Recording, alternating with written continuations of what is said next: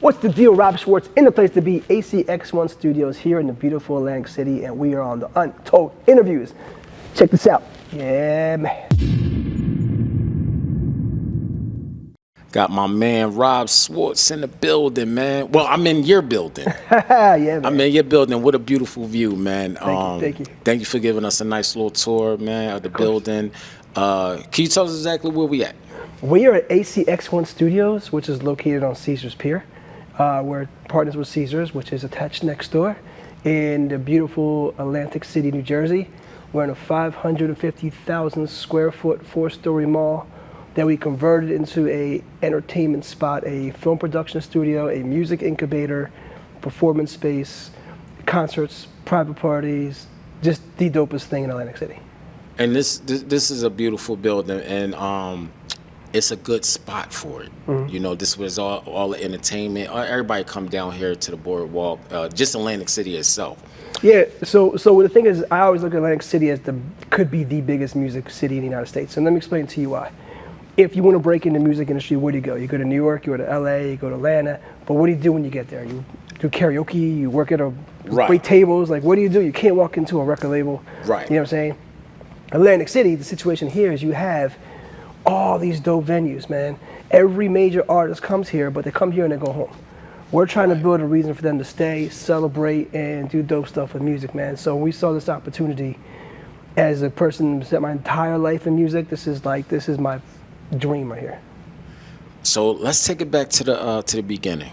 Mm-hmm. Originally, where are you from? Cherry Hill, New Jersey. Cherry Hill, New Jersey. Yeah. Okay. So, give us a backdrop, of your life growing up in Cherry Hill. Yeah. Born and raised in Cherry Hill. Went to Rider University. My dad died when I was my sophomore year. My mom was a home ec teacher. We really didn't come from a whole lot. So after college, my first taste was working on a radio show in the music industry. Even before that, there was back in high school, there was a show really dating it called Crush Rap, a guy named Mike Elliott. And one time his friend was dating this girl that I knew in high school. And going to Mike Elliott's place in Philly, and it blew my mind that I thought I knew everything about music, about hip hop music, and I realized I knew nothing because he had all these VHS tapes and all these videos I've never seen in my entire life. And I was like, what the hell? So after college, my professor, Dr. Strali, said, listen, man, I was a double major in marketing and advertising. He told me, yo, man, I don't know what I can do for you, to be honest with you, because everything I get you, I know you're not going to like. But I got this. I got an internship possibility for you, but it's unpaid, and it's in New York City, and I live in Cherry Hill. I'm like, all right, where's it at? Polygram Records. I'm like, I got it. I'll take it. So I would travel 2.5 hours each way every day for an unpaid internship. Wow. At Polygram Records. When I first started at Polygram, initially I was put at Island Records, assistant to the A&R at Island Records. And this was a dream job, but because I love reggae music, but I forgot like U2, and there was a bunch of rock bands signed to Island Records as well too. Right. So they saw me as a white guy and they put me with the rock stuff, and I didn't listen. I know what the stuff is. And you're like, so I'm sitting there and I'm making these really neat piles of all these demos, these terrible demos, put them on my boss's desk, and she was always out drinking every day. And it took a week. The first week she came back. She took all the demos, just pushed them in the trash. And I was sitting there like, man, this is like, I don't know what to do, because this is like a dream opportunity for me, but like, man, I'm traveling far for this, Right. So I went to HR. I did something really ballsy. I went to HR. I said, listen, is there anything else available? And they laughed at me. Like, you serious? I'm like, yeah. They're like, well, there's something else. It's in distribution, but you wouldn't want it. And I'm like, was it hip hop music? And they go, yeah. I said, I'll take it. I said, you sure? Because there's going to be a lot of like stuff in envelopes and phone calls. I'm like, I'll take it. So, started up Polygram Records. Then I put out Jay-Z's first record, Blase Blase, Jay the Damager, Dougie Fresh, Beanie Man's first American album, Group Home. Crazy, you know what I mean? I was like, as a kid, this is amazing to me. So then ended up moving to the West Coast. Actually, I started a record label with my friends. We put out a Philly rapper, Jewel T. Was Philly icon. That was my man. So we did something with Joel's Gangster Chronicles album, and then I moved into the West Coast to become an R&B songwriter. And I was working with my man Mike Clark, and we had an opportunity to work with Daryl with As Yet. So we went to LA. We went up to the Babyface's studio. We wrote a bunch of songs with some of his team, Brains and President, and a bunch of other people. And it was like a dream for me. You know what I'm saying? Like I'm partying with all these people, man. Like one of the craziest stories I have one day is, well, you know, I went with Daryl to this party. So he had my man Jermaine, and we went, and it was like Jermaine Jackson. And I'm like freaking out. I'm this huge Jackson fan. And we went to this Tim Story event. Yeah, I remember like it was crazy, man. It was like Famous Amos from Famous Amos Cookies was sitting right in front of me. That's my cookies right there. Yeah. And he had, the actor was a Thomas C. Riley, the guy from Step Brothers. Okay. I always messed up his name. He was sitting next to me. So I'm like, this is crazy. Like, you know, we're broke. Like, we're broke. Living in LA, we're living in a hotel room. Because there's a hotel room you could pay by the month in Glendale. It was like $600 a month. We were broke. So then afterwards, Jermaine's like, yo, do you guys want to go to a party? We're like, yeah. So we go, and it's Nelson Mandela's party. So I got to meet Nelson Mandela, Jermaine Jackson, all these people the same day. And the thing is, like, we're out this party, like, with all these big celebrities, Wesley Snipes, the Tia Tamara twins, have these people, and we're broke. You know what I mean? Wow. So it didn't quite work out the way we wanted. We did a lot of music, but nothing was coming out. It was a different time period before you can just drop stuff on your own.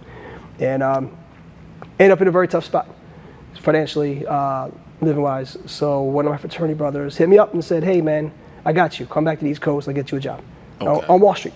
Okay. I'm like, I don't no idea what a stock even is. I'm like, I did. So I got some money up. He sent me some money, and then I drove back across the East Coast. Ended up sleeping on his couch. He got me a job making $24,000 a year, living in New York in finance, which is obviously nothing. So now, after the party, and you know, you're in the same room with some top elite, you know, stars, you know, actors, singers. Did you make any connections there for yourself? So this is a funny. It's a story. When you go to my office and see all those photos, there's a reason I have so many photos. It's because that day, I was with Jermaine Jackson and Nelson Mandela, and I never took any photos.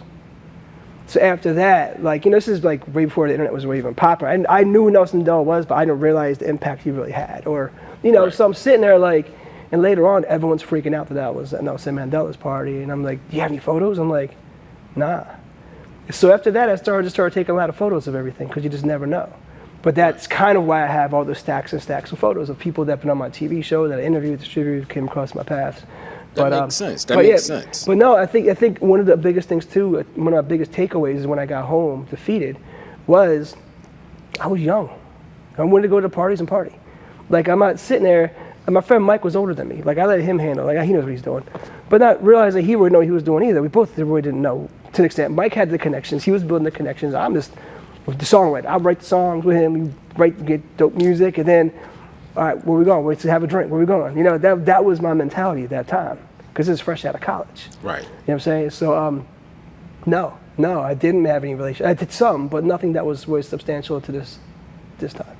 Now, at that point, did you know that you would be in those type of rooms? Like, did you have an idea, anything that was kind of like premeditating to your goals? At that time or now? At that time. That time, I always knew there was something more than me that I knew what it was. So, yes, I did, because I always felt, I never really came from any money. I never really I have no family in this music industry. Like, I have people think I came from nothing. I had no family. I taught everything myself. I had no mentors in this industry, but I knew, like, I was always confident. I was a very confident kid. And that's one thing, is I learned how to be confident. I taught myself how to be confident. So when I walk in a room, I know how to attract things. Now, I didn't know that back then, but now, as like more and more goes on, I'm like, oh wow, I just did that. Oh wow, I could do that. Oh wow, I can do that. And then part of me was invested in other people to kind of help me ride coattails in a way.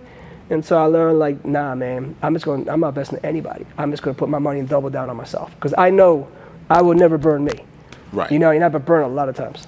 You know, so I just, the more I got burnt, the more I pulled away, and the more I teach myself how to do things. I taught myself everything, man. How to film, edit, make websites, make flyers. Like, everything I've done, I taught myself. What gave you that drive? I think it was when you hit that rock bottom phase, when you just realize, like, you have nothing, and you like never going back to that phase. You're like, I'm never going back to this. Like this is, when I hit that, I'm like, you know what? I got to figure it out. Now you spoke of rock bottom. You went through a dark side in your life. Yeah. Could you talk about it? Yeah. So the thing is, when I was younger, I don't want to say negative person, but I used to get in a lot of fights. I wasn't the nicest kid. I was a bad kid. I got in trouble a lot. And I think like my dad passed him with the way he passed with cancer, but part of it was like I was doing dumb stuff at that time, which worried him a lot. So I had to like stop. So I kind of like taught myself to stop and change everything about how I am. And that's kind of like when I first started doing things different. And my thing was like, if you tell me, yo, Rob, you can't steal that car, I'd steal it. Or you say, hey, Rob, you can't do something like this, I'd do it. Because I would do things, but my mentality was right, but it was in the wrong direction. Right. Now you tell me, Rob, you can't create a TV network, I do. Rob, you can't do this, I do it, but I do everything in a positive way. So it's really like, it's part of like, it started as a challenge, because then I asked myself, can I really do this? And I do. So when I was going through my dark time, it was like, I still like knew I could do like, you know, hey, listen, I'm in the music industry. This is the hardest industry. Everyone tells me it's hard. So like if I can, you know, whatever I was going through, I knew I could figure it out until I figured I couldn't. And that's when my friend Tommy had me gotten a job on Wall Street. At that point, I just gave up music. I said, I'm done. I said, look, my mom's happy. I got a suit and tie job now. I have a respectable job. I'm getting paid nothing, but I have a respectable job. I can change my life around and figure this out. And it took me, this was February, it took me the summer, it took me May, until May when I realized how much I missed music, but the turning factor was I was walking down the South Street Seaport to a club called Sequoias, and there was a free concert outside, and it was the Beatnuts, which is one of my favorite groups. So I stopped and watched this free concert. And then I looked to the left, and it was my old boss at Polygram Records who was throwing it on. The look on his face putting this concert on said, yo, man, I gotta give this one more try. And that's when I started Whomag. So after that, did you start like the distribution, or that came further down the road? That came later. I started as a website. Okay. Initially, my friend Mike, who I was in LA with, he came back to the East Coast. And he ended up staying with me for a little while because he was going through it, you know, so I let him crash on my couch until we got things started again. Because, you know, my friend looked out for me, I look out for people, you know what I'm saying?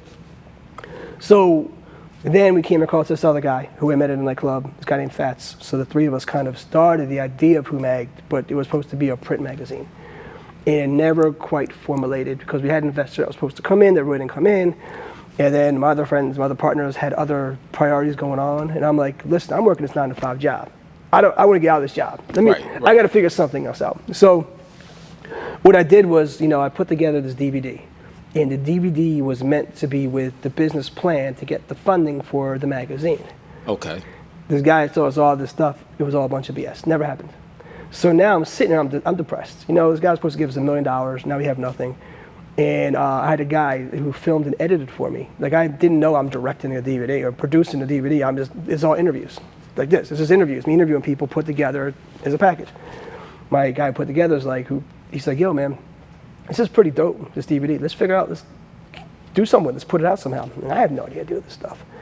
So I'm like, I don't know, man. So it was the weirdest coincidence. I used to go, because I still didn't have a lot of money. I used to go to Barnes & Noble and just read Billboard magazine. I would read Billboard like all the time. Like I was just reading it and teaching myself the industry, like back ways like that. And right next to Billboard magazine was this book. And it was a book of lists. And all it was addresses for every single record label and every single DVD distributor. And it was like $30. I didn't even have $30. So like I had to go back and get it later just because I got that book.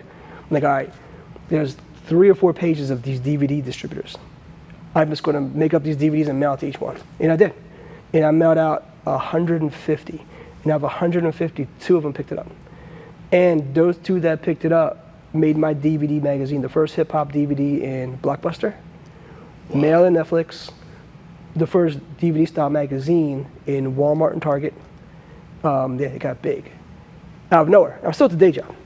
Right. So I'm sitting there, and then as it was getting bigger and bigger, I get an email from Europe this guy from Europe, this guy Skip, he's like, yo man, this DVD's so big out here, can you make this into a TV show?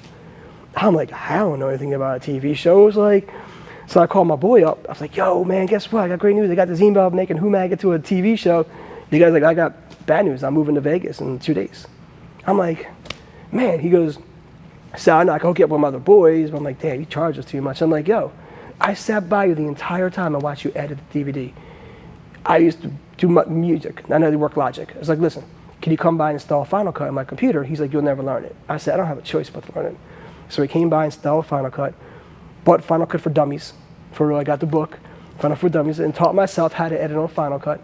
And I made a TV show. And the TV show premiered in 120 million households throughout Europe. The first episode had Pitbull. I had all these major people on my TV show. They all spun off of the website. Right. By the way, when we launched the website, it was getting bigger and bigger to the magazine, but the website was still huge. We're the only urban website at that time that featured original video content.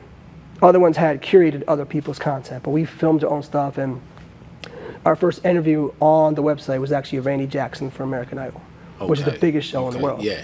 And the reason why was because the dude that was helping me, mentor me, this guy Gary Jackson, an amazing guy, he did this interview for a magazine called Hits Magazine, which was a huge industry magazine. So I said, hey, can I use it? He's like, well, I already sold it. And I was like, well, did you sell the internet rights? He's like, no, I don't think so. So he said, give me $100. I gave him $100, and we launched with Randy Jackson. $100? $100. I launched Whomag with $100 interview from Randy Jackson during when it was the biggest show in the world. And next thing you know, every major label started coming to me to interview the artists. And that's how we started. And at that time, you didn't have no experience. No. Like I'm working a day job still, trying to understand what's going on. I love music, and to me, it's like, all right. So now the labels, now the PR firms are reaching out to me, and interviewed everybody, man. We have, like I said, at this point, we have 3,000 interviews that we've done. Wow. Throughout the Whomag, the DMTV, the Video Vision, the websites, the TV networks. We have 3,000, under the Whomag umbrella, there's 3,000 interviews. So you guys, it's pretty much like you got your own VH1 MTV. Well, it was also the first urban OTT network ever. Right. I launched iFame TV in 2012. Wow. It was one of the first, within one of the first 100 channels by far. It may have been like 50, 60. We're the second music channel. The first was Music Babel, but Music Babel was all rock. Okay. We're the first one to put hip hop, R&B, dance music, pop on Roku, which was the first real OTT. So iFame, we're the first one to put the first urban drama independently, and that was a show called, maybe you remember, called Book of Nimrod. We aired Book of Nimrod. That was the first urban drama ever on OTTs, except for if Netflix had something like that, too. First independent one. Now, when did the show stop airing? That's a good question. It still airs all over the world. Because we have, still to this day, we have 86 half-hour broadcast TV shows of Whomag. So the reruns run all over the world. In fact, Philly Cam still airs some, because when Philly Cam the very first day they launched, before that, the lady named Debbie Rudson used to be in charge of the Drexel channel. Okay. And my show aired on the Drexel channel because it was on national broadcast. It was Philadelphia Broadcasting. So then she left and started Philly Cam and asked if she could take it over. And she was airing it pretty much every day in the beginning. So she still runs it every week. So we actually just made I just made the first episode in like a year and a half, just because we had something called Distrofest, and we started putting some of the performances because everyone's watching the same reruns over and over and over.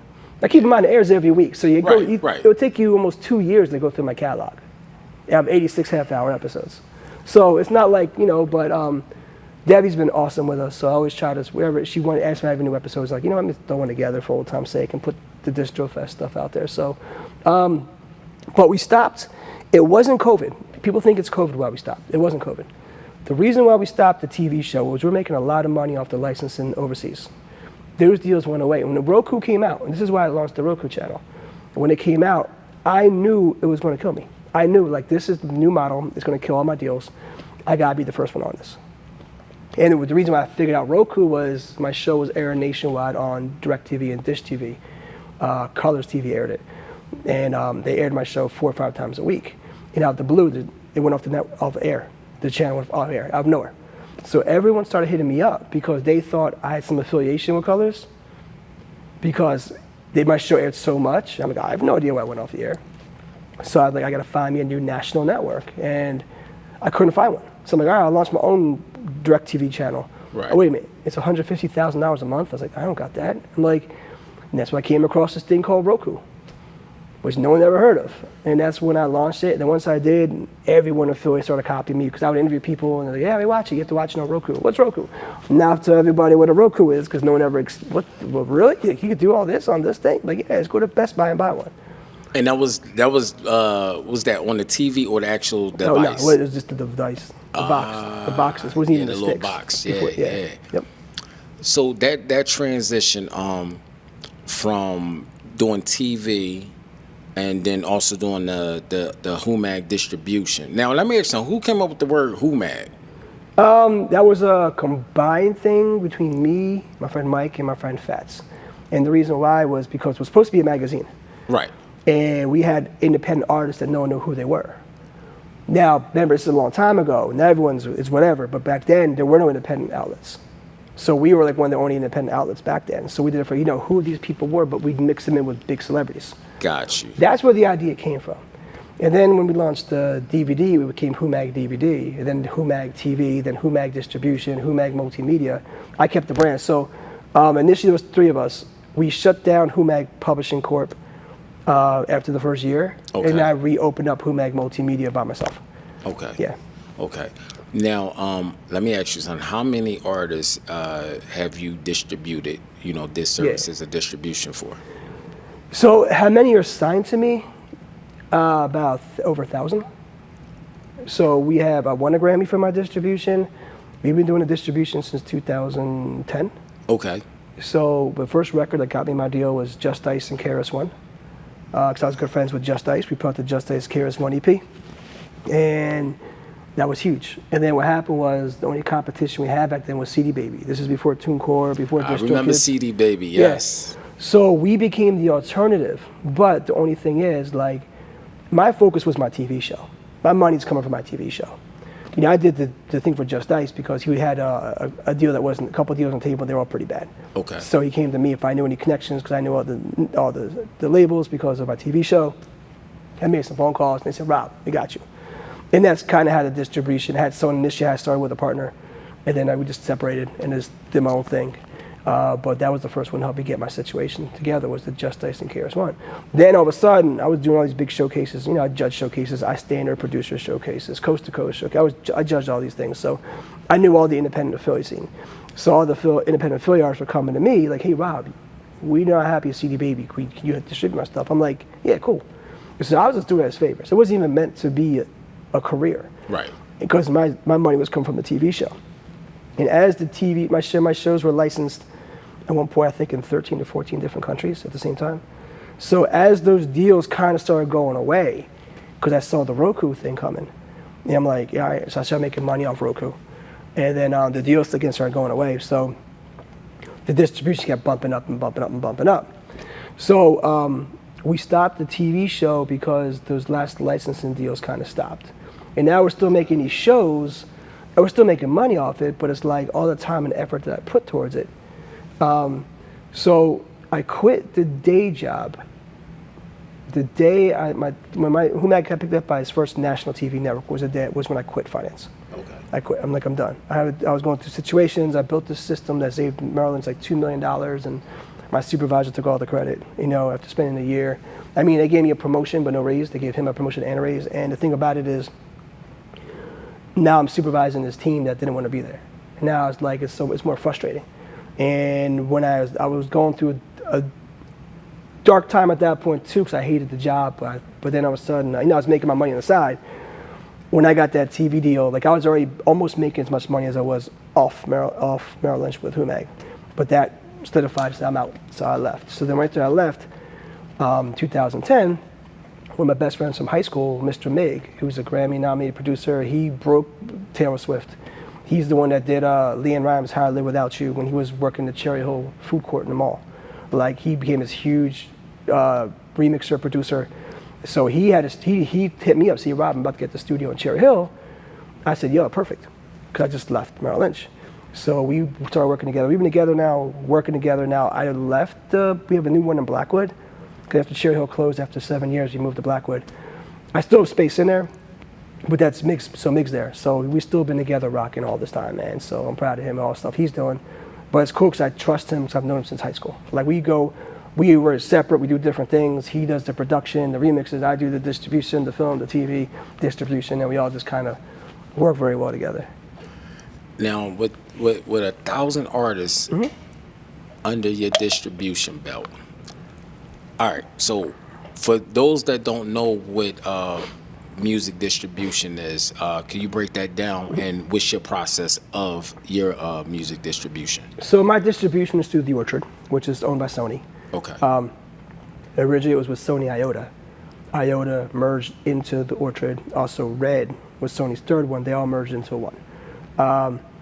So basically we're a distributor where, you know, the do-it-yourself versions are the CD Baby, TuneCore, DistroQ, United Masters. We just do it yourself.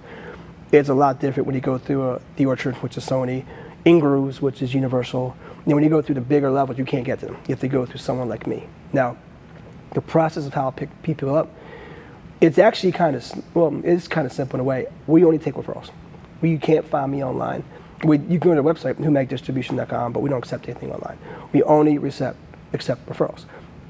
And the reason is, number one, to me, is like with hip hop, it's always been about the cosign. Someone brings him to you, like, this guy must be good. All right, this guy's okay. So he's being referred. And it's not even about your music, it's about you as a person. I hated working at Merrill Lynch. I hated working in finance. They paid my bills. I was happy at that time because I didn't realize how miserable I was until I left that spot. I don't want to be miserable doing music.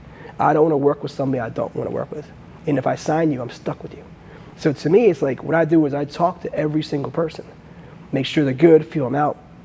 Now keep in mind, with 1,000 artists, we have 300 labels. Some of the labels, like I have one label that has like 70 artists signed to them. So I don't talk to the 70 artists, I talk to the label. Right. But the label, I teach them how to handle these relationships because I don't want to hate what I do.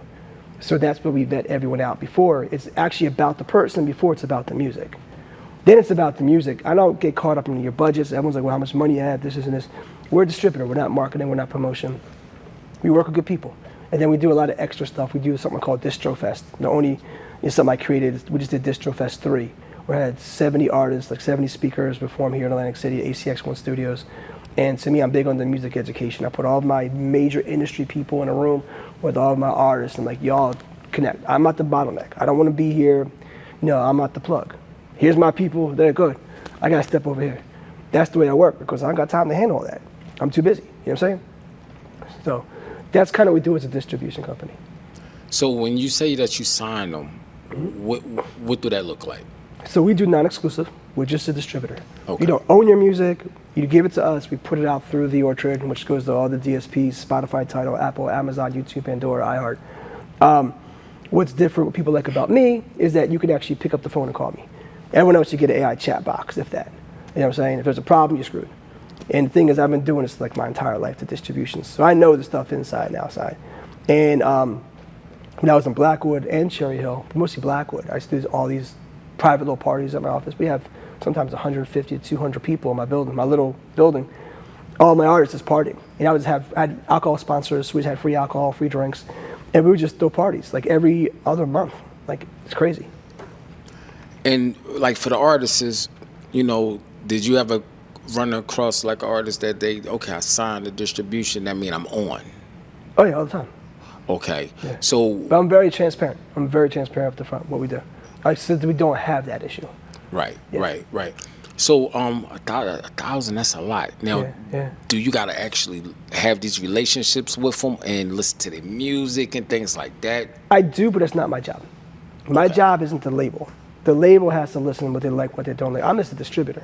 Right. You know what I'm saying? Like, you can have, it's not, if your music sucks, but you can get like 1 million views, it could suck in my opinion. But to other people, it may be fantastic. Who am I to tell you?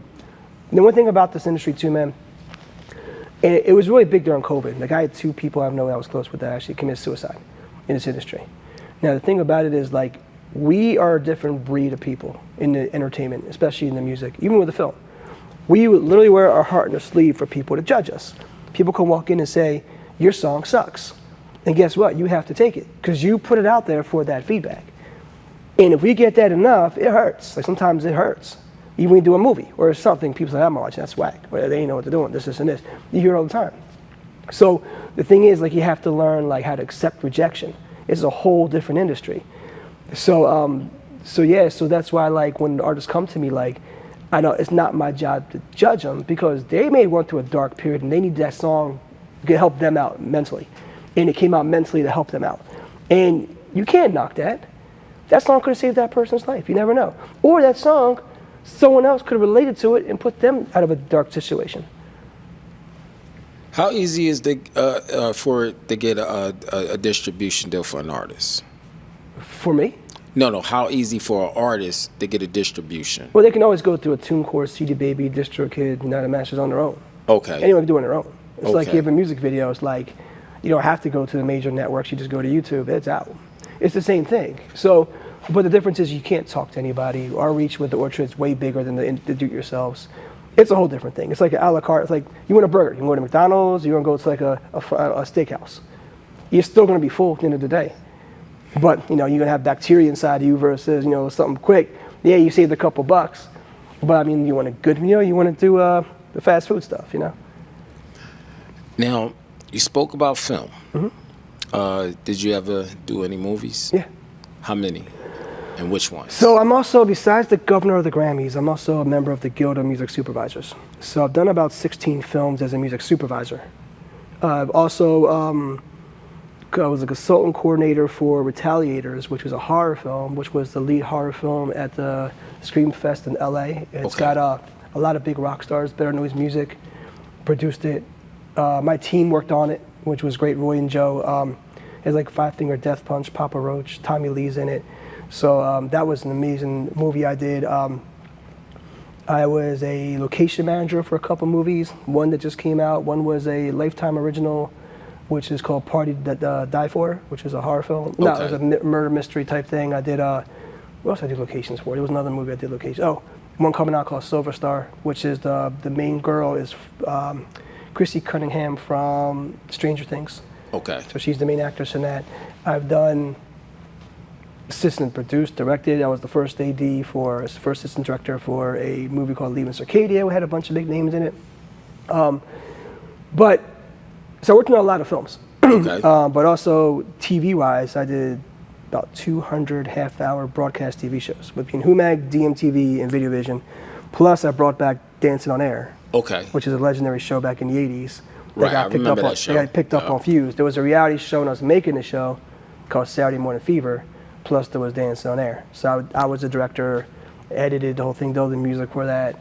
So it was quite an experience, but yeah. I thought that show called 360, remember Fredro Starr and Keenan from Good Burger? I thought that was the spinoff for Dance. I thought that was the spinoff. So Dancing on Air turned to Dance Party USA when the USA Network picked it up, and that's when it went national. That went off the air in 1992. And the only way you can find those old episodes is on Mike Network, iFame TV, because part of my situation with them, because Mike Nice, who was the original director, absolutely amazing person. Like, he kind of mentored me into that side of because I do my thing guerrilla style. Whomag, DMTV, I had a camera guy who used to try to stripe the tapes and take his time. Like, dude, we got the interview now. He's walking out. Like, we had 2 minutes. Now we have like 30 seconds. Like, we got to grab it. Right. So I'm just used to guerrilla running. So I was the first TV show I worked on that actually had to sit down with directors, producers, meetings, this, and this. So it was pretty cool. But it was Dance Party USA. And then, but I have them all on iFame TV. Rob, are you the plug? I just told you before, I'm not the plug. I said it, I'm not the plug. I don't want to be the plug. I'm just me, man. Here's my thing. I'm just going forward. So one of my philosophies is this. If I got to worry about you behind me, if I got to turn my back to help you, I'm going to trip or fall. I need my team here with me so we all win together. I can look left and right, but if I have to turn back, you know what I'm saying? So I'm not trying to turn back to help do some other situation. Like, if you need a hookup, I got you. I'm not trying to be in the middle. Right. But that's why I do things like Distrofest and Play Music Conference and all these things so that I can bring all these major people out. I mean, you have people from Spotify, people from YouTube, people from SoundCloud, Reverb Nation, the whole Grammy panel. We had some of the top music supervisors. Like, I brought them all here. Y'all came here for my artists can come and talk to them. Like, if you don't come, that's on you. Right. Like, here's the opportunity, man. Like, everybody you want to meet, I'm putting in the building. So you can't keep coming and asking me questions when I'm just regurgitating what these guys are saying. Just come over and talk to them yourself. Build your own relationship. I'm not trying to be in the middle of it.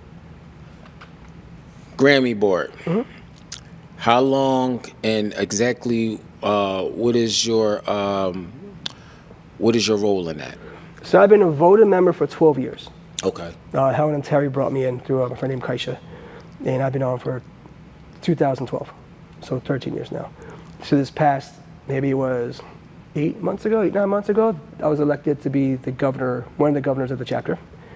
So it was fantastic, man, because everyone saw what I can contribute to the music industry, especially here in Philadelphia. Now the Philadelphia chapter comes all the way out here to Atlantic City, goes all the way out to Pittsburgh. There's a cutoff like mid-Jersey, because there's a New York chapter, and then we have Delaware, but there's a DC chapter too. And the cool thing about us is that we're so close to, there's 12 chapters, and 3 of them are in driving distance from each other. Everything else are like 7, 8, 9 miles from each other.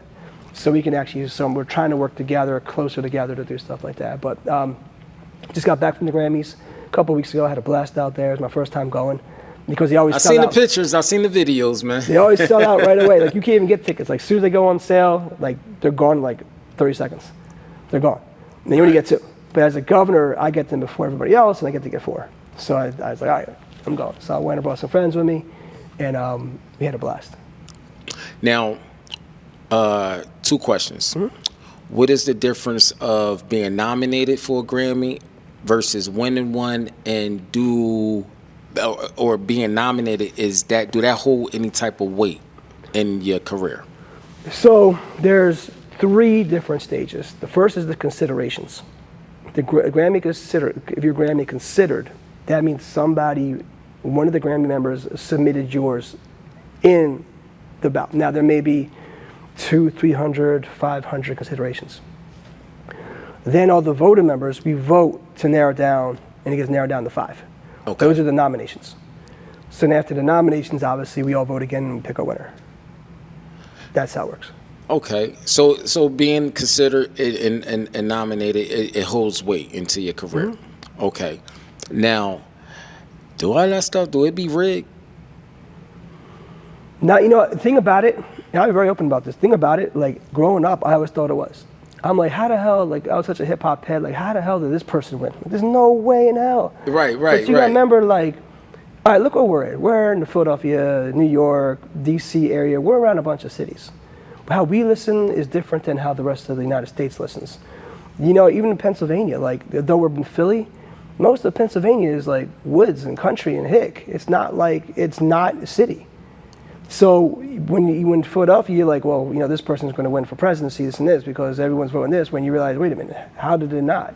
It's because you got to remember, we're such a small cluster of cities. Everything else is different. So when you vote, it's not just our opinion, it's everybody else, and you don't know what's influencing other people out there. Right. We're not going to the clubs out in Nebraska or Seattle or Florida. And you remember that too, was like, we would say, oh, we're going to vote for Philly artists, we're going to vote for New York artists, cool.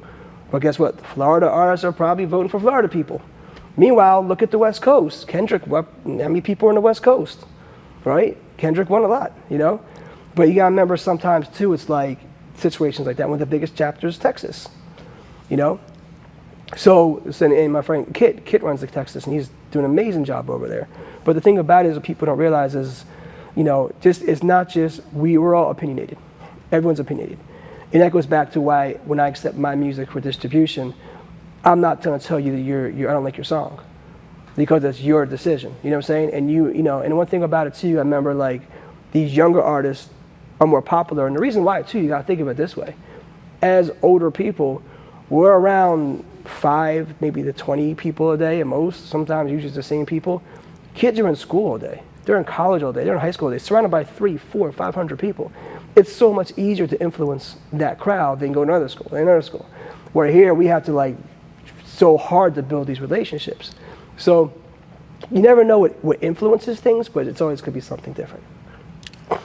So back in that early 80s, 90s, late 2000s era, it was a thing where in order to get an artist's music, you either had to hear the radio or actually purchase a physical copy. We have a thing called streams. And a lot of artists use platforms, to stream their music. Have it helped or have it hurt the music industry versus back then with physical copies to, streaming on your phone, your device or whatever? Both. I mean, think of it this way, right? Back then it's like, how many records have you bought that were like this terrible? And you're like, damn, I was wasting like $13, $14 now. You can't return it. That's facts. Yeah, that's all facts. I had. All I had was like $15, and I can't even buy a soda now. And I got this terrible album sit on my shelf. But I mean, now the floodgates open for anyone to do anything. I mean, you can make an AI track now. You don't have to even have a producer anymore. And now there's a lot of sites and places that you can lease tracks where you may have 50 artists using the same track. And then what happens with that is the first person to upload that track, it gets fingerprinted. So the 49 other people that use that track, all their money is going to the first person because that track's already fingerprinted. A lot of people don't realize this is all the stuff that goes on with distribution. But when it comes to streams, I mean, the good thing is like, it does make it's an open game. You know what I'm saying? But now the thing is, everyone's trying to do the same thing. You have to figure out, I call it the inside the box, outside the box. This is something I come up with. You have to build your inside the box. You gotta have your streams, your followers, your likes, your views. You gotta have a website, you gotta have your Instagram followers, you gotta have all of your inside the box. But that doesn't separate you from anybody. Right. Now you gotta figure out the outside the box, how to make them look inside the box. And that's the strategy. But you have them look in and nothing's there, they're not coming back. It's like people say you're lucky. No, it's not. It's being in the right place, the right time with the right knowledge. It's three things when you close a deal. It's not lucky. Because you're in the right place at the right time, but then someone came to you, you know what you're talking about, you lost. If you're in the right place with the right person, but it's the wrong time, and even if you're in the wrong place, like the thing is like these are different things that all come together to make things work. So no, I mean, it's a tough industry, and you have to outwork everybody. And this is why when I was traveling 2.5 hours each way to Polygram Records, it's 5 hours a day traveling for an unpaid internship. That's how bad I wanted it. I wanted it that bad. So now if you're 10 minutes away and you have excuses why you can't get over here, or you have a meeting and you're late, and you're calling me like 5 minutes after the meeting, like I'm just saying stay home. Like you don't want it, it's fine. It's in your own world you may want it, but not in my world. You don't want it the way I want it. You know what I'm saying? And that's why a lot of stuff I do, I mean, I'm great. I have some great partners here at ACX1 Studios. We do a lot of stuff here. It's a big building. You know what I'm saying? It's great having, but this is the first time I really haven't had partners. I'm usually on my own. Right. Because I know, and it's great that we all work together and build things here, which is the best thing about it is now, but now, we have different opinions too, which we have to hash out. Because I'm like, and we do this, and there's no way I do this, but why? And now we got to come up, and now we all have to listen to each other. Right. And sometimes the other person's right, and then maybe it's not always me. Everyone's opinion, but like, oh wow, I didn't think about that, which is good sometimes to have those things. But as far as musician, man, you have to be above and beyond everything. When I was at Merrill Lynch, I was working 10 hours a day. My mentality was if I work 10 hours at Merrill Lynch, when I come home, I have to work 5 hours on Whomag. And that's what I did every day. I forced myself to, every day. If I worked more, then I had to work more. If I worked 8 hours, then I made myself work 4 hours. I made myself work at least 50%. Instead of going home, watching TV and eating and going to bed, I forced myself to edit every day. I was in New York twice a week. I would go up to Merrill Lynch, which is a 45-minute ride, come down, change, eat, drive up to New York, go to events. I was the only guy with a camera, film all the stuff, come home 3, 4 in the morning, take a 2-hour power nap, wake up, shower, go back to Merrill Lynch. And no one knew at Merrill Lynch what I did. And so one day my supervisor saw me on TV and said, dude, you have a TV show? And this is like towards the very, very end, because I was airing in the Princeton area. He's like, why didn't you tell me? And I hated him. He didn't get along. I'm like, they got me. He's like, oh my God, like you interview all these people? I'm like, yeah, just something I do for fun. I had to play it down, because you can't let people at the day job know what you do. Right, so. Right. What is a stream? What's a stream? Yep. Stream is a listen, man. It's just when someone listens to a record, and unfortunately, something like Spotify, 3 streams equal a penny if you try to quantify it. Yeah, YouTube, 10 streams equal a penny. So artists have to learn the streaming. I mean, from buying records to now all of a sudden 99-cent downloads to all of a sudden 3 streams equal a penny. Like, it's discouraging. But you have to. This is where you have to think outside the box. Do different things. You still have to. Like, I'm gonna take my stuff off of Spotify, okay? But everyone's there, so no one's gonna find you. Like, you have to learn how to build super fans now. That's the new thing. The new term is super fans, and building out those. Find out a target. I mean, you can get like 100 super fans, and you can sell them, $100 each different merch. I mean, that's like 10 grand right there. So, like, if you could figure out strategies how to target these people, and that's kind of, you have to utilize your streams, and even shows like. These shows, artists are paying to get on these shows. You know what I mean? It's not even like back in the day when they're getting paid. Some have to pay to get on. But if you do that, it's not saying, I'm just going to go perform for so-and-so. Go up there, think you're going to rock the stage and get signed. No, you go out there and you got to hustle. You got to pass out flyers. You got to sell merch. Make your money. Figure out a different way to do it. Like, every opportunity, you have to figure out how to monetize. What I do is, like, I speak all over the world. I spoke in Barcelona, Bulgaria, London, Rome, South Korea, Toronto. I speak a lot, and some of these trips, I had to pay my own flight and hotel. They're like, well, that's like a $3,000, $4,000 trip, all said and done. Why? Well, I go out there, I close a couple deals, it's worth it. But you have to take that chance. People are like, well, I don't know if I want to do this and this, and I'm like, all right, but you're going to be sitting on your couch all day, you wonder why nothing ever happens for you.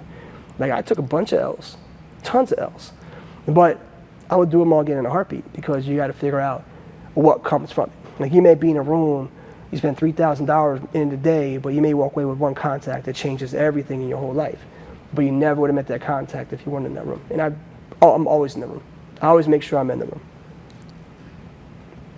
You have podcasts. Everyone have a podcast. Everyone, artists, movie actors, regular Joe from down the road, they have a podcast. How important is radio today for artists? So I had a podcast a while ago, the Whomag Hip Hop Podcast, and what happened was we did 6 episodes. It went viral everywhere. Our Just Ice interview was on the front page of every single major hip hop site, from all Hip Hop DX, This Is 50, everything, because it was a crazy interview. But what happened was, after 6 episodes, my co-host passed away. DJ Reddy Red from the Ghetto Boys was one of my co-hosts. What? Yeah. So, and it was blowing up so big. It had to fall back a second. And I came to the decision to stop. I just came to the decision to stop. And I was going to get back into it, but other things kind of picked up. Now we have a radio station, Splash 98.5, right here in our building. It's me, Henry Vargas, and Dan Matthews. The 3 of us have the station inside ACX1 Studios. So I have my own show I do every Thursday at 7 p.m. So 7 to 8, we break new artists. We work with a company called Groover.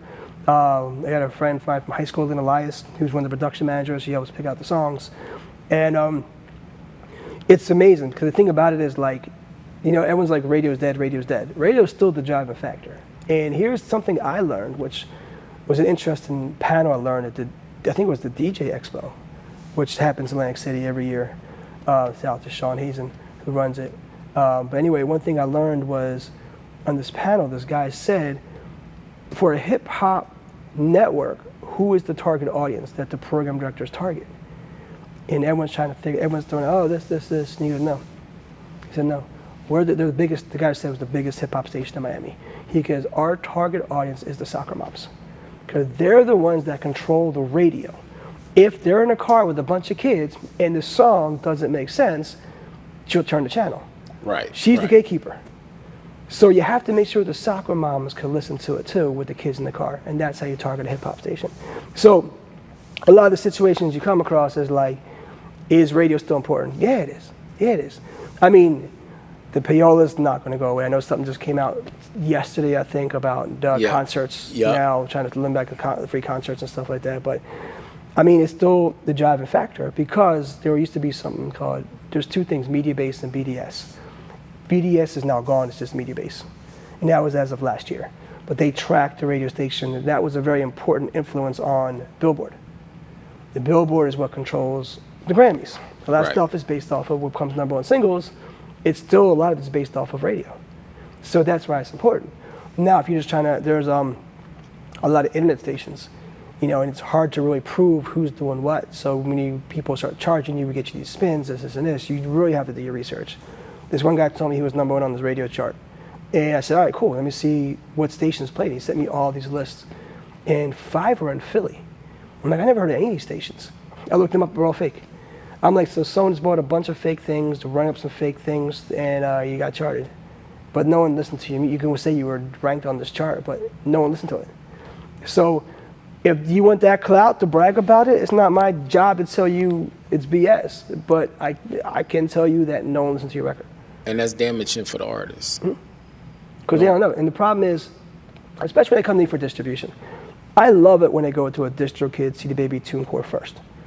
So they can really see the difference. When they come to us, it's like, oh my God, this is night and day. This is nothing like this. But if they come to me first, like, well, I don't know, because this one, they're saying this is cheaper, this, and this, I tell them to go. You have an unexclusive account with me, you can always come back, go, put it out, and come back. You'll see the difference. But I mean, the thing about it is you have to understand how this stuff works. And artists get taken advantage of so many times. It's terrible, man. I used to manage artists, and that's kind of why I speak so much. I try to teach artists how to make residual income streams. I teach them how to watch out for these scams. Any of my artists, I said, listen, anyone comes to you and try to charge you for a service, if you want to call me, and I'll just look into it for you, because I'm great. I know how to dissect everything. I'm quick. You come to my office, you tell me the hottest artist in Philly, you're in my office, you come to my office 5 minutes later, you tell me that and you're going to 5 minutes, I already would rip apart your entire thing. I can tell you, I'll look at how many mutual friends we have, I can look at your views, I can look at your Instagram followers if they're fake or real, I can do all this stuff real quick. So you walk in my office, I already know you're lying to me face to face, and now I know I don't want to work with you or not, just off of that. Right. You know what I'm saying? Because I like working with real people. Right. Today's artists, a lot of them use the marketing companies to, you know, inflate their views, their shares, their likes. Does that damage their brand? 100%. So shout out to my man Andrew. Andrew started a software called BeatDap. BeatDap is the software that detects fake streams that all the major companies use. So a lot of people are getting caught now. And as a distributor, I have to take down a lot of records. I changed my contracts around to stay. If you get caught with fraudulent streams, we could take it down. So the way it works is that those fake streams, if they come from a label that distributes to me, you get a strike, it goes against me, not the label. So I'm very proactive. I get reports all the time from the Orchard daily. If someone's getting fake streams, I get these spike reports from the Orchard. I hit them up before it gets escalated. I hit artists up, yo man, what's up with this? This company has said they're legit, they're not. If any company says, one of the biggest scams is like, oh, you can do this many for bots for $10, but for $30, they're organic. So artists are like, oh, I'll just pay the $30. No, it's the same thing. They're just fooling you to spend the $30. Then what happens is these companies, they finally get caught. All they do is shut down and open back up with a new name. That's what they do. So there's so many of these botted websites, man. But you gotta stay away. If you want to get legit streams to a Spotify, go to artist.spotify.com. Get them from Spotify. You want to do real Facebook views? Buy them off of Facebook. Buy YouTube views? Buy them off of YouTube. They're cracking down on everyone else because all that money should be going to them, not to these third parties. So they're walking away ripping everybody off, but at the same time, they're going to shut everybody else down. And they'll shut you down if you do the fake streams. If I'm an artist, woke up, said I wanted to be a rapper, singer, whatever, what is the first couple of steps that I need to do to be successful? The first thing is you have to define the word success. What is success to you? Is success trying to be a millionaire? Is success just having a job where you can quit your job and just pay your bills? Is success just you don't even care, you're just gonna keep your job, you just wanna do it to get off your chest? You gotta find out what success means to you first. And once you figure out what that means to you, then you start building out your plan. You have to do this because you love it. If you're doing it for the money, you're never gonna be happy. Do it because you love it. If you love it and you do it right, it will find you. And that's one thing I'm big on. I'm big on just building things. I just build and people start finding what we're doing. So as an artist, own your music, don't lease it. If you go to these companies and lease it for, it's only $20 to lease, it's $300 to buy it. Exclusive. You gotta have the exclusive rights to it because I can't distribute it. But even if the song becomes a hit, you don't own that track, you're screwed. So then also when it comes down to writing, make sure you write everything. Don't be putting samples in there. You know, a lot of people try to put, oh, no one's gonna recognize the sample. Someone's gonna recognize that sample, trust me. Somebody will know what that sample is. Also, do your research. It's a full-time job to, you know, it's a 3-part job to be an artist. 1 is to make the music, 2 is to market, promote the music, and 3 is to understand the industry of how to promote yourself, to have everything else in place. So you have to understand all that stuff too. Also, I tell a lot of artists, like, if you're gonna curse in the record, cool. But like, don't give me a record and you curse one time, because you literally just knocked yourself out of radio. Everyone's like, oh, it wasn't meant for radio. Well, why wouldn't you try to shoot for everything? So like, oh, I could edit it out. Okay, but now it says edited version. And a lot of stations don't play edited versions. They want a straight, clean song with no edits. So I tell artists to think about that too. Make sure your image is right. Make sure you know how to put your fan base. Like when you do these shows, like you should be talking to everybody. And if you're an introvert, you gotta learn how to be extroverted. You gotta learn to shake hands, talk to people. One of my secrets I used to do, because I network a lot, I would go to the bar, I see who I want to talk to, and I buy them a drink. And I did that for 2 reasons. 1, I just bought time with them at the bar. I just bought some time. Now they're forced to talk to me while they wait for the drink. But number 2, subconsciously, now I feel like they owe me something. So now they drink, they're going to talk to me for a while. Now I built that relationship. No one else bought them a drink but me. They're going to remember who I am. That drink may cost me $10. It was worth the $10, you know? So there's always strategies you have to think about when you do this kind of stuff. ACX1 Studios. Where'd that come from, and when did that get established? Okay, so a friend of mine named Chris, he's a real estate agent. Chris was representing this building.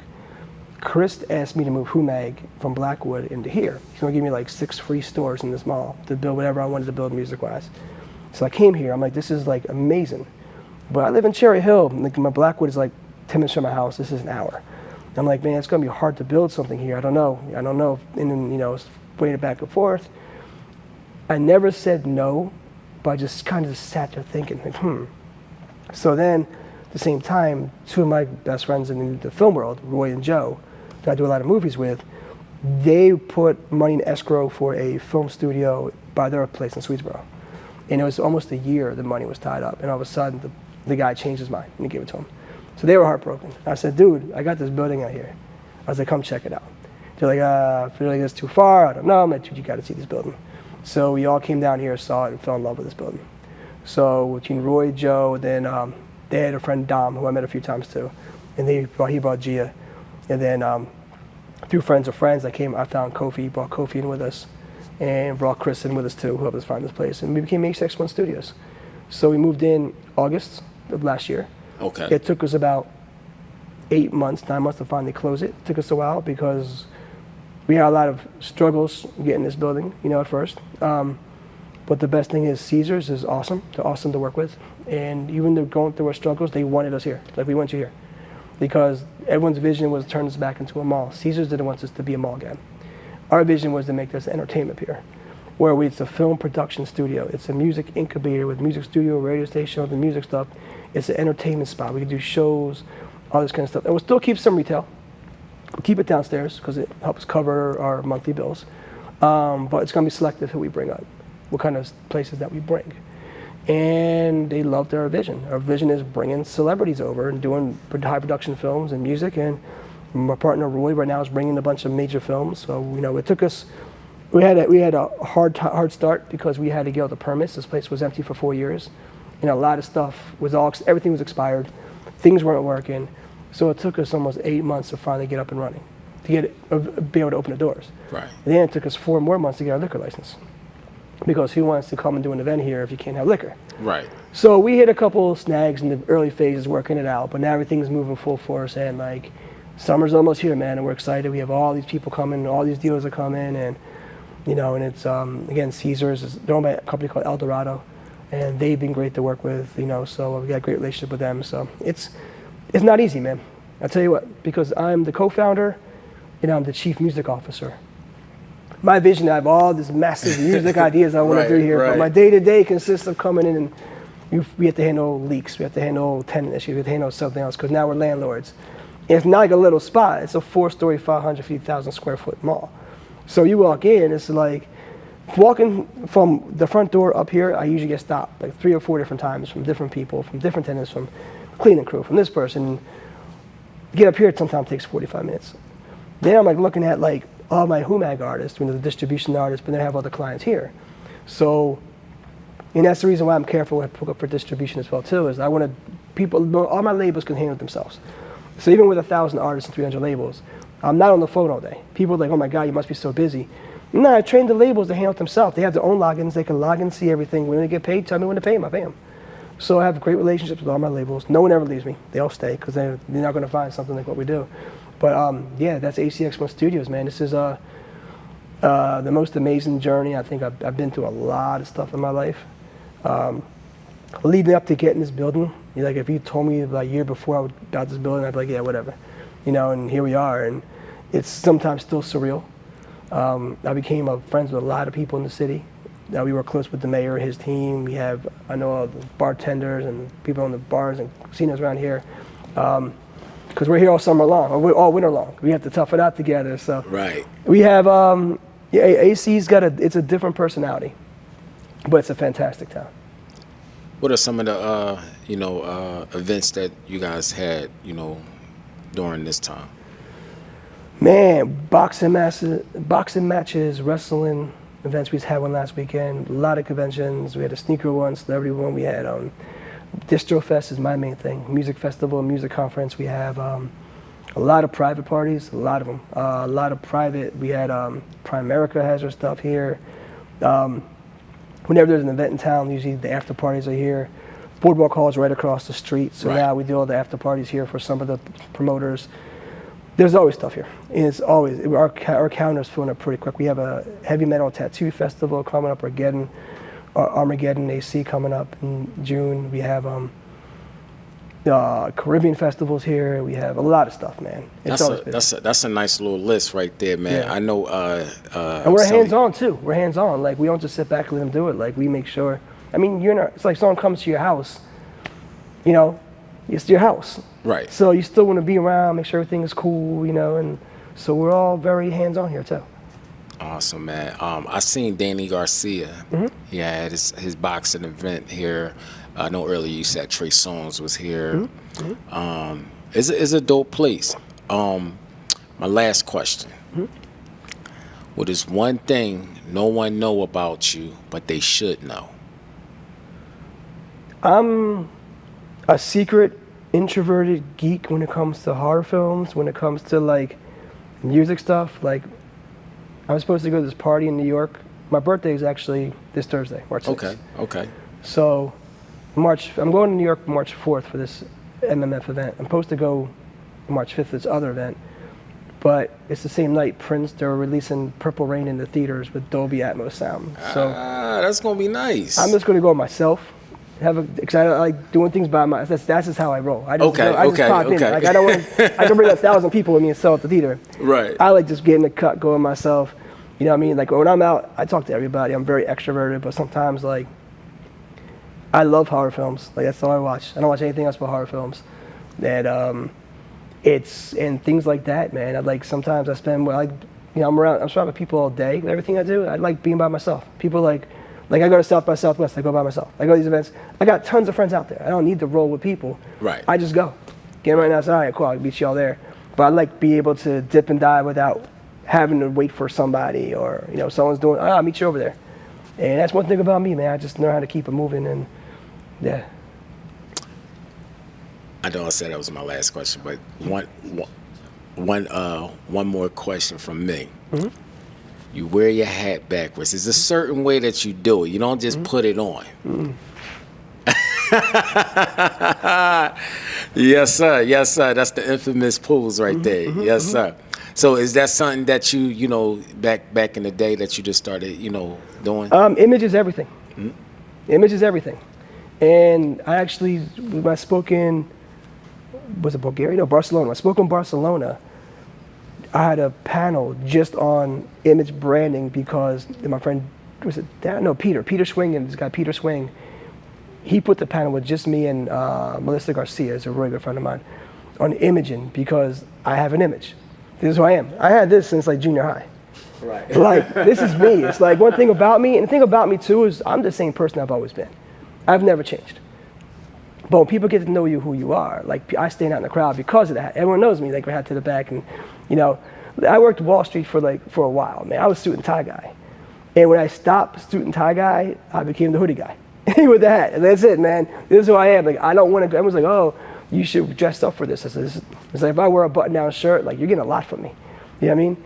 But that's just because this is who I am. I've been done the suit and tie thing. I'm not like, oh, no, this is, but just to me, it's like, it's not like a statement. It's more just like, this is how I'm comfortable. People accept me for who I am, and they remember me from the hat backwards. Gotcha. Rob, earlier you spoke on having a mentor. Mm-hmm. How important was that for you, and do you recommend people to look into getting one? Yeah. Mentor, I mean, it's very important to have a mentor. I mean, my situation is like, I didn't have one growing up. Yeah, I think that's where I was lost. I had no direction. I had taught myself everything I knew, and I wish somebody said, yo, you're doing this wrong, or you should do this, or you come to this thing. So even now, there's in this industry, just people that I look up to. And it's like this guy, David Hazen, helps me out with a lot of the speaking gigs. He books me a lot. And, you know, but I find inspiration from everywhere, from everything. And I always say it's a mistake if it happens twice. The first time is a learning experience. I learn a lot, but I don't make mistakes.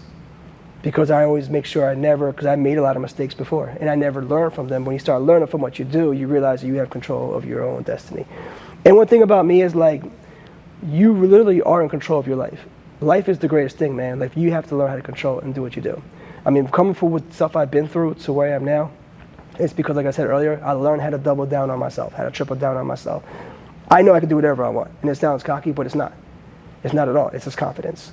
Because I've done things. When I had started the TV show, I had no idea what I was doing, but I made it happen, and it premiered in 120 million households. And I started a TV network. Everyone's like, how are you going to do a TV network? I don't know. Came across this thing called Roku. Next thing you know, I had 3 of them, right? I'm the first one to put hip-hop in Netflix and Blockbuster. Like, I'm the first one to do a lot of this, the first music distribution company to do NFTs.